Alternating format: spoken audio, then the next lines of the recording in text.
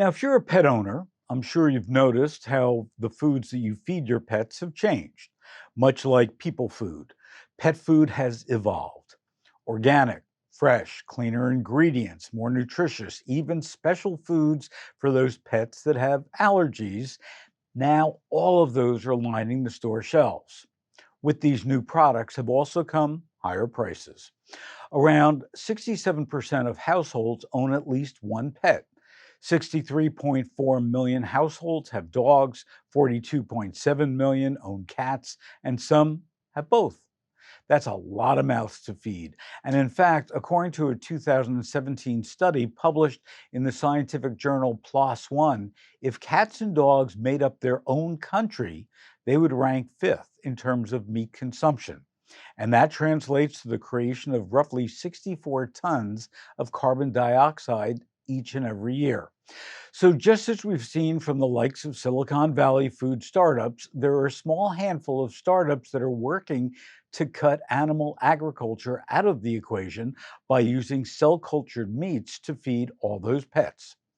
Rich Kellerman, CEO of Bond Pet Foods, a Boulder based startup using biotechnology, which uses the DNA extracted from a blood sample taken from a live chicken at a Kansas farm to create cell cultured meat for pets, heads up one of those startups. And he points to companies like Impossible Foods and Beyond Meat that he says laid the foundation for what a burger could look like and what nutrition could be.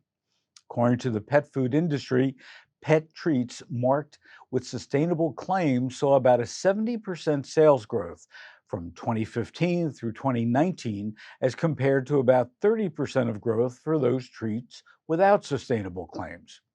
Pet food follows human food, according to Shannon Falconer, the CEO of Because Animals, another pet food startup. And she happens to have her PhD in philosophy and biochemistry and was a postdoctoral fellow in microbiology and immunology at Stanford. We have very few options when it comes to feeding dogs and cats, she says. There's a strong misconception that pet food is made from byproducts of human food. I began to learn how untrue that really is. She set out to create a cell cultured meat that could be fed to pets. The process involves taking a small collection of cells from a live animal and then never going back to that animal again.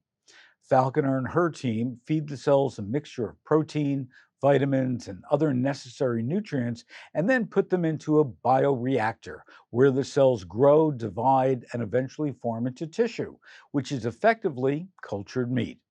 It has the same nutritional value and composition as animal based meat, but without the need to raise or slaughter animals. To reduce its carbon footprint, pet food needs to evolve. More than a quarter of the environmental effects of animal growing is due to the pet food industry, she says. What this cell cultured food would do is to provide the first environmentally sustainable, ethical meat for people to feed their pets.